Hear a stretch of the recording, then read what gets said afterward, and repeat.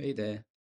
It's been a while since my last TFIS experiment recording, and today I'm actually coming back to try OpenCode IDE, but coding with a local model, locally deployed model in Malaysia. This is like a API to a local data center running DeepSeek V4 Flash, and I would try my hand to try vibe coding this AI slop or your typical SaaS application, uh, and comparing it with my recent experience building with Claude app and Codex this past few months. So I've been spending a lot of time with those apps. So this is coming back to OpenCode, which I've tried before, but I've never built anything proper.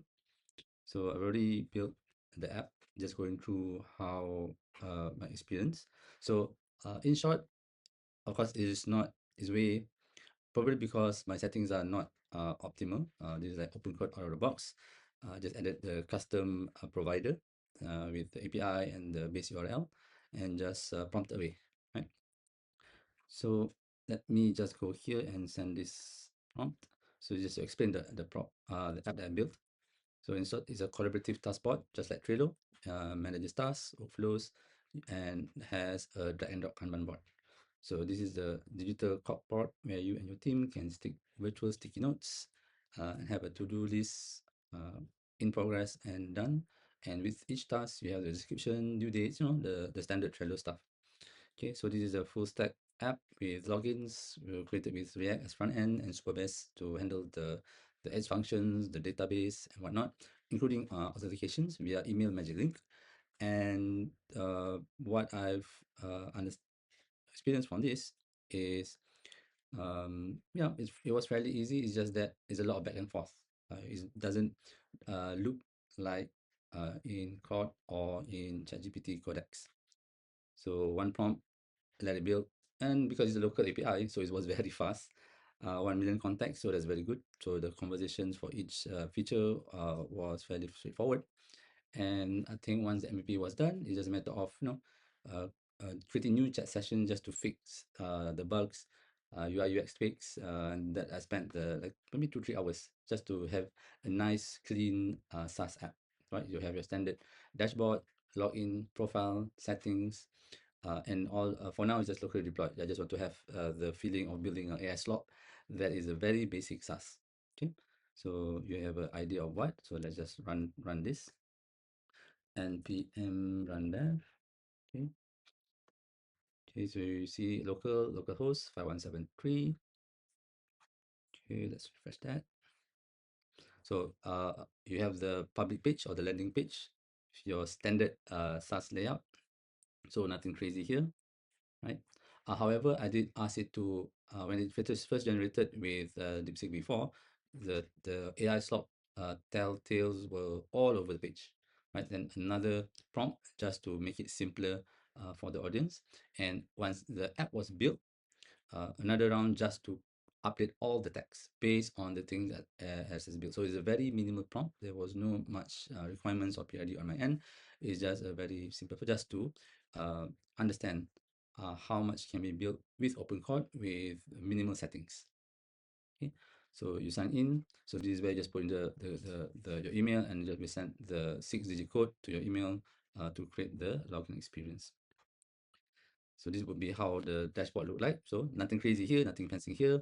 Your standard SaaS app, right? So your dashboard, matrix on top, log activities. Then you have your main screen, I would say, will be the to-do list. Then you have your Kanban board. This is where you spend most of the time for this particular app, organizing your tasks. Then you have your settings, which only have the dark mode, okay, just for fun. Then here you have the profile. Okay, one thing that I play around is just this avatar. So initially it was just a normal initial, and I just like few prompts just to create this on-demand avatar. So the avatar is not stored anywhere. It's like a pixel art based on the email it just generate. So you can see we generate art. So just keep generating. Okay, right. Settings done. Profile settings the same. Okay. So the tweaks here would be all from the zero prompt or zero shot of the initial MVP, nothing crazy, just the obvious task because it wasn't looping, right? So the coding agent didn't really fix anything. It's just like there's no reasoning, there's no long thinking, just like very fast to debug. So you can see, I can see a lot of those errors in the UI UX especially. Okay, so it's a back and forth with the chat session for every. Okay. So I guess that you have it. So not, I would say, in short, not not bad, I would say, for open code, because the harnesses that I've been using was very powerful. Like I mentioned, Claude Code and Codex, but this is just going back to basics, just to put in the wraps of building your standard application, uh, minimize the AI slop, doing the minute bug fixes, UI, just by prompt.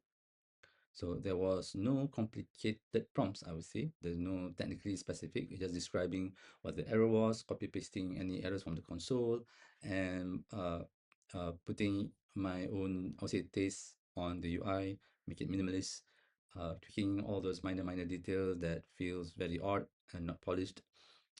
But yeah, that's about it. Uh, uh, by the end of this, I actually just downloaded and tested DeepSeek Harness, and yeah, I mean just giving a run for a short while. I don't think I'm coming back to OpenCode. I will just try and explore more on DeepSeek Harness, where I think I will get the closest experience to Cloud Code, Cloud App, Cloud Code, and ChatGPT and Codex with DeepSeek Harness using APIs. So talking about the API, this is a local from a local provider. So I call it secured tokens, meaning that the model, even though it is DeepSeek, is open wide deployed on a locally hosted um, data center on, I believe, H100s. And yeah, meaning to say, this was 100% vibe coded in Malaysia. So nothing left the Malaysian borders. Everything is within country. So yeah, that's kind of cool. Just a small minor detail there. Okay, bye. Until the next video.